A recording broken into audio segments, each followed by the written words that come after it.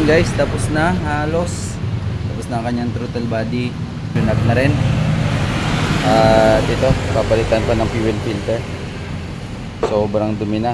Itim na itim na. 22,000. 20,000 sir, oh. 22,000. Ilang years na to? 1 year pa lang. So ganitong kulay ng kanyang fuel filter. Ayan.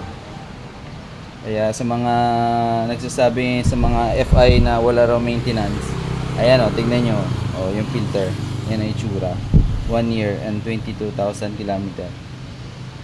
Ayan, fresh na fresh, alagang alaga to ni sir, pero ganitong itsura ng filter. So yan, dumudumi talaga yan, normal yan. Ayan, malapit na. Itong isa naman, malapit na rin akong umayaw dahil sumasakit na ang aking ulo sa kanya dahil walang mabiling original na fuel pump motor. Gagawa na lang natin ang paraan, yung local. So sana gumana. Update ko kayo. Yan ang kulay ng bagong fuel filter, puting puti. Yan ang kulay, yan dapat. Alam nyo na sa may mga FI dyan. Ayan guys, naandar na siya. Pinapainit lang natin, warm up lang natin bago natin i-check yung kanyang parameter gamit ng ating MST para sigurado tayo. Kaso may tama na ang kanyang TPS, kailangan niya ng palitan dahil may problema na.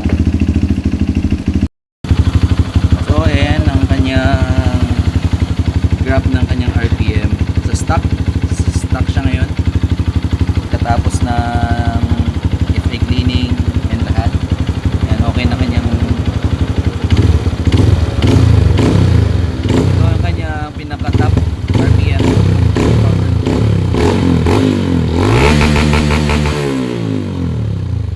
So, hanggang dyan lang yung kanya naabot, almost 9,000 RPM. Tingnan natin kung hanggang ilan yung may dadagdag mamaya sa kanyang horsepower.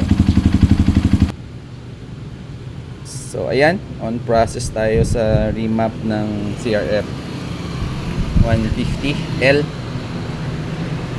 Titingnan natin kung anong magbabago. Gusto ni sir na waswas eh. Tingnan natin kung makakawaswas siya dito. Madadagdagan yung kanyang horsepower. Hindi ko lang alam sa top speed dahil na ang laki ng kanyang sprocket, oh. O, pang malakasan. CRF 150L remap, FI cleaning, tune up, tuning. Yan, naka-pipe na yan siya, naka-open pipe na siya. At tignan nyo naman ang kanyang sprocket. Medyo maliit lang. Sa remap na natin, check natin ngayon kung ang kanyang engine speed na maximum RPM. Sige sir, paanda rin sir.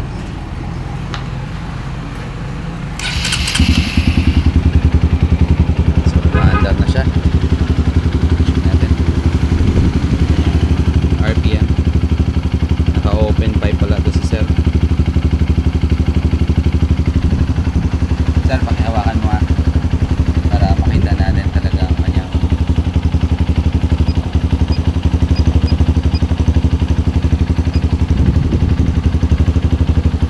marinig siya.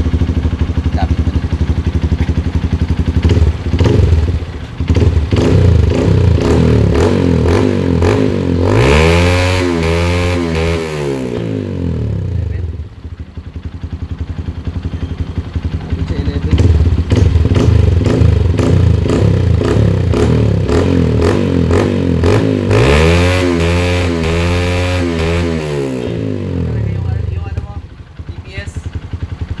Problema ng kanyang motor, yung kanyang TPS, pero goods na. Malaki yung nadagdag kasi kanina 8.9 lang, ngayon nag-11 na siya, which is variable talaga yun sa mga CRF dahil hindi natin pwedeng gawing 12, baka sumabog yung kanyang head. So lagay na lang natin yung cover and bibili na lang siya uli ng TPS.